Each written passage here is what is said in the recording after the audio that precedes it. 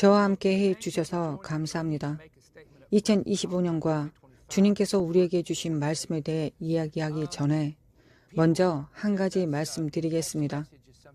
사람들은 때때로 개인적으로 문자 메시지를 보내거나 사무실로 이메일을 보내곤 합니다.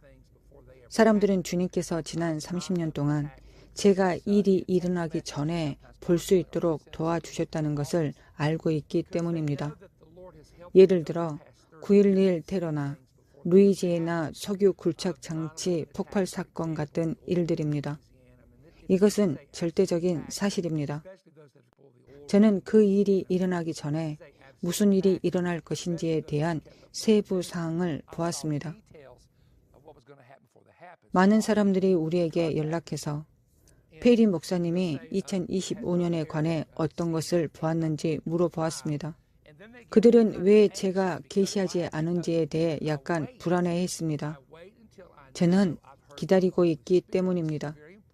성령님으로부터 제가 들은 것을 알 때까지 기다립니다. 이것은 매우 중요합니다. 한 번은 누군가가 제게 물었습니다.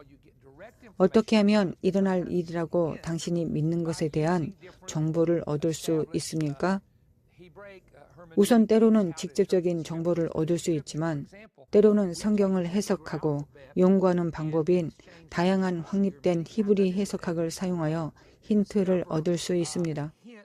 예를 들어 우리는 히브리어 알파벳을 가져와 유대 연도를 바꿨습니다. 저는 8년 연속으로 이 작업을 수행하여 그 해에 무슨 일이 일어날지에 대한 힌트를 발견했습니다. 우리가 이것을 가르친 8번의 과정에서 그해 히브리 해의 힌트가 우리에게 보여준 것과 정확히 또는 어떤 면에서 일치했습니다. 우리는 이전 유튜브 영상에서 찾아볼 수 있습니다. 또한 성경 숫자에서 예언의 패턴을 발견했습니다. 여러분 중 많은 분들이 기억하실 것입니다. 숫자 45에서 히브리어 알파벳 40과 5의 값은 멤헤이입니다. 멤헤이는 히브리어로 마이고 그것은 무엇이라는 뜻입니다. 저는 2016년 대선 전에 3번이나 설교했습니다. 45대 대통령에 대해 설교했습니다. 모두가 고개를 저으며 이것이 어떻게 일어났는지 질문했습니다. 트럼프가 당선되었기 때문에 정확히 그런 일이 일어났습니다. 숫자 45와 47을 가져와서 그 단어들을 합쳤습니다. 트럼프가 당선되도록 하나님께서 허락하신 이유에 대한 단서를 제공합니다. 이 사실은 완전히 입소문이 났습니다. 검색해서 찾을 수도 있을 것입니다. 히브리어 알파벳을 사용하고 예언적 패턴을 사용하고 예언적 성경 말씀을 사용합니다. 성경 말씀이 의미가 통할 때 다른 의미를 찾지 마십시오. 가장 중요한 4번째 방법은 성령님의 말씀을 듣는 것입니다. 요한복음 16장 13절에서 성령님이 장래일을 알리실 것이라고 말합니다. 우리의 내면의 영에서 성령님의 음성을 듣는 법을 배워야 합니다. 이것이 수년에 걸쳐 활용하던 4가지 방법입니다. 주님께서 그 해에 대해 말씀하시는 것이라고 우리가 믿는 바를 여러분에게 말하는 것입니다. 2025년에 대해 성령님이 제게 말씀하신 3가지가 있습니다. 첫 번째는 정치적, 영적, 경제적으로 극단적인 전환의 해가 될 것이며 정치적, 영적, 경제적으로 극단적인 변화를 가져올 것이라는 것입니다. 가자 지구에서 전환이 있을 것이고 시리아에서 전환이 이미 일어났습니다. 중국과 대만에서 상황이 있을 것입니다. 캐나다 정부에서 전환이 있을 것입니다. 트럼프 행정부와 함께 완전한 전환이 있을 것입니다. 많은 극단적인 전환을 보게 될 것임을 기억하십시오. 와우, 밤새 어떻게 이런 일이 일어났을까요? 와우, 이게 방금 저것으로 바뀌었네요? 라고 말들을 하기 시작할 것입니다. 주님이 말씀하신 2번째 내용에 대해 주의 깊게 들어주시기 바랍니다. 올해 내내 이에 대해 자세히 설명할 것입니다. 악령들이 사람들의 목소리를 사용하여 거짓말과 중상모략으로 다른 사람에 대해 퍼뜨리고 비난하는 해가 될 것입니다. 기독교인이 악마에 굴복할 수 있다고 믿지 않는다면, 예수님을 따르는 사람이 사탄에 굴복할 수 있다고 믿지 않는다면 속을 것입니다. 사탄이 유다의 마음에 들어갔습니다. 예수님은 베드로에게 사탄아 내 뒤로 물러가라고 책망하셨습니다. 베드로는 거짓된 것을 말했습니다. 예수님은 반드시 그를 반박하여 그 말 뒤에는 사탄이 있다고 말씀하셔야 했습니다. 세 번째는 성령님께 거짓말을 한 아나니아와 삽비라입니다. 유다는 예수님 사역에 돈 맡은 회계원이었습니다. 베드로는 사도였습니다. 아나니아와 삽비라는 사도행전 5장에 나오는 초대교회의 한 부부였으며 교회의 회원이었고 사업에 관여했습니다. 유다는 결국 목을 매달았습니다. 베드로는 결국 회개하고 회복되었습니다. 아나니아와 삽비라는 성령님을 속여 죽었습니다. 이것을 꿰뚫어 보지 못한다면 여러분들은 알아야 합니다. 추종자를 얻고 싶어하는 사람들이 있습니다.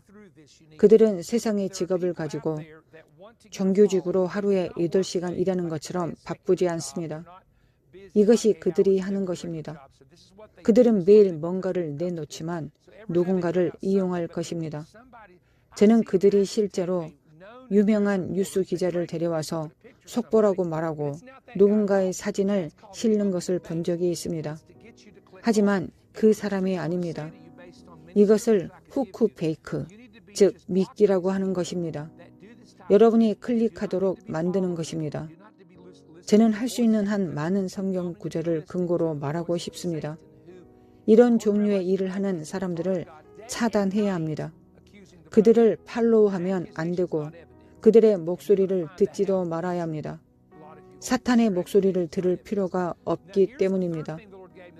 계시록 12장에 따르면 사탄은 하나님 보좌 앞에서 밤낮으로 형제들을 참소하고 있습니다. 미디어를 통해 비난하는 것은 증거가 아닙니다. 그것이 사실이라는 증거가 될 수 없습니다. 나중에 그것을 알게 될 것입니다. 많은 사람들이 미디어에서 비난이 나오는 것이 사실이 아니라는 것을 알게 될 것입니다. 주님께서 제게 주신 세 번째는 여러분 모두에게 매우 중요하다고 저는 생각하고 있습니다. 저는 그것을 3번 들었습니다. 제가 여러분에게 이 방송을 하고 있는 진짜 이유입니다. 제 유튜브 채널 프로그램을 보면 제가 한 번 녹화하면 8주 동안 나오지 않을 수도 있으므로 이것은 오래된 소식입니다. 저는 주님께서 3번이나 말씀하신 것을 들었습니다. 오직 강한 자만이 설 것이라고 말씀하셨습니다.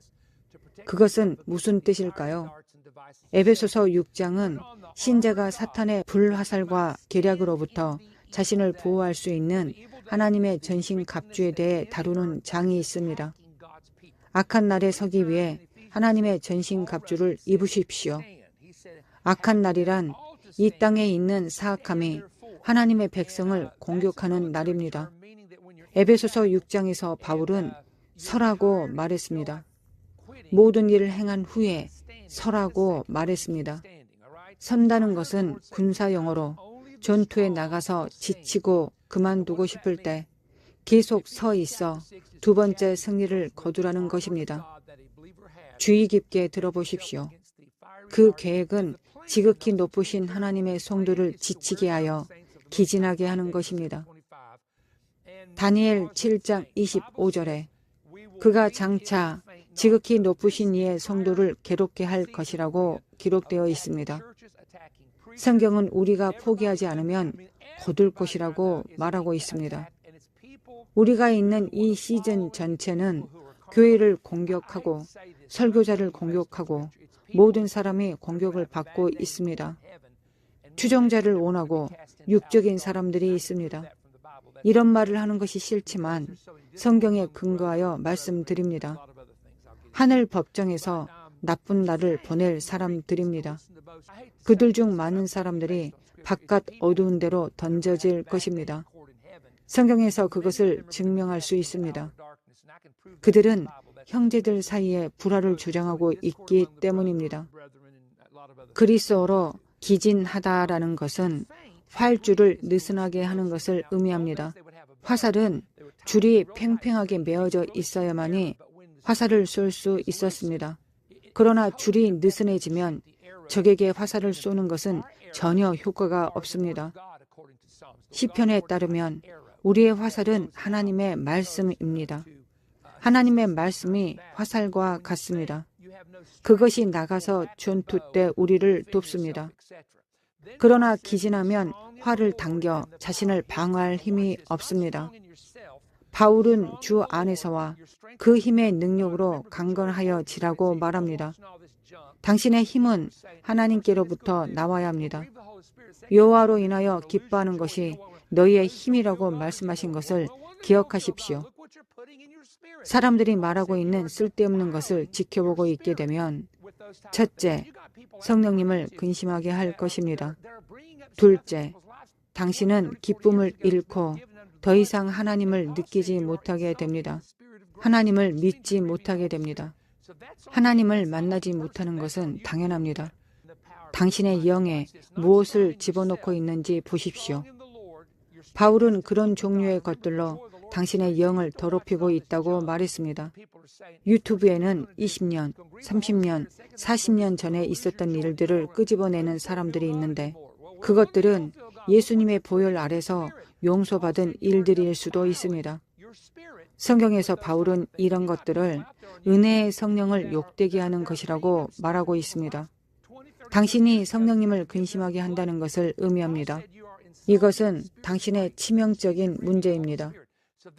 심각한 문제는 당신이 동조하는 그 사람에게 있는 것이 아니라 비난하고 판단하고 있는 당신에게 달려 있습니다.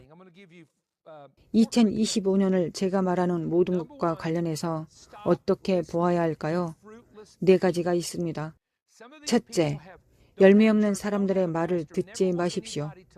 이 사람들 중 일부는 교회도 없고 목사님도 없고 주님을 원치 않습니다. 그들은 인플루엔서가 되고 싶어하는 돈을 원합니다. 그들을 차단하십시오. 계시를 받았다고 하는 그런 말을 하는 사람들의 말을 듣지 마십시오. 그들은 열매가 없습니다. 저는 이 사람들 중 일부를 알고 있습니다. 그들은 교회에 나가지도 않습니다. 저는 20년 동안 교회에 가지 않는 사람들을 알고 있습니다. 그 사람은 지역 사회에서 사독교회를 찾을 수 없었기 때문이라고 핑계를 대고 있습니다. 하지만 아닙니다. 그들은 분쟁하기 좋아하는 사람이고 그래서 교회를 찾을 수 없는 것입니다. 둘째, 바울이 말한 대로 영을 더럽히지 마십시오. 당신의 영을 더럽히는 것은 무엇이든 멈추십시오. 성경은 무엇에든지 참되며 경건하며 옳으며 정결한 이것들을 생각하라고 말합니다. 그런 것에 대해 생각하지 않는다면 다른 방식으로 생각하고 있다는 것입니다. 그것이 더럽혀진 것입니다. 저는 2025년에 당신이 해야 할 일에 대해 말하고 있습니다. 셋째, 법정에 서게 될 날을 조심하십시오. 저는 아내가 저를 두고 이렇게 말하는 것을 좋아합니다. 당신은 이 약한 사람들, 육적인 사람들, 호전적인 사람들이 당신을 어떻게 싫어하는지 알 것입니다. 저는 그 말이 웃기지는 않지만 교회를 공격하고 설교자를 공격하고 사역을 공격하는 사람들이 있습니다. 그들에게 하트와 좋아요를 누르고 있는데 농담하고 있습니까? 당신은 영혼들을 구원하기 위해 아무것도 하지 않고 있습니다. 당신은 추수를 얻기 위해 아무것도 하지 않고 있습니다. 또한 당신은 영혼들을 격려하지도 않고 사람들을 구원하지도 않고 그저 열매 없는 사람들에게 엄지손가락을 치켜 세워주고 있습니다. 당신도 열매가 없습니다. 하나님은 나무 뿌리에 도끼를 놓으셨고 포도나무를 가지치기 하실 것입니다. 그런 날들이 다가오고 있습니다. 지켜보십시오. 당신이 심판의 법정에 서게 될 날을 조심해야 합니다. 여러분들은 사람들 앞에서 심판받지 않을 것입니다.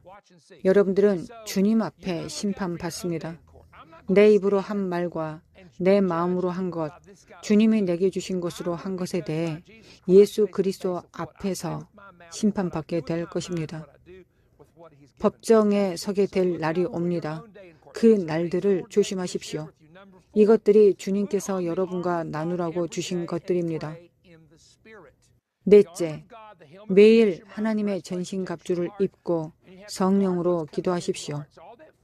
호심경은 마음을 보호합니다. 당신의 마음에 들어오는 것을 보호해야 합니다. 그 모든 불타는 말과 불타는 증오를 차단해야 합니다. 방패를 세워 아니요, 듣고 싶지 않습니다 라고 말해야 합니다. 사람들이 제게 다가와서 이런저런 일을 들었습니까? 라고 묻습니다. 저는 아니요, 듣고 싶지 않습니다. 그건 제 일이 아니라 하나님의 일이기 때문입니다 라고 말해줍니다. 저는 항상 사람들에게 불평하는 것을 멈추고 기도하기 시작해야 한다고 말합니다. 저는 집안을 걸어다니며 마당을 걸어다니며 성령 안에서 기도합니다. 소셜미디어에서 많은 사건들과 많은 이슈들을 찾는 데 보낸 시간만큼 기도한다면 미국은 약 3주 안에 부흥할 것입니다. 바울은 사랑과 선행을 격려하라고 말했습니다. 저는 여러분의 말과 행동이 하나님을 기쁘시게 하도록 격려하고 싶습니다. 이것이 2025년에 대한 말씀입니다.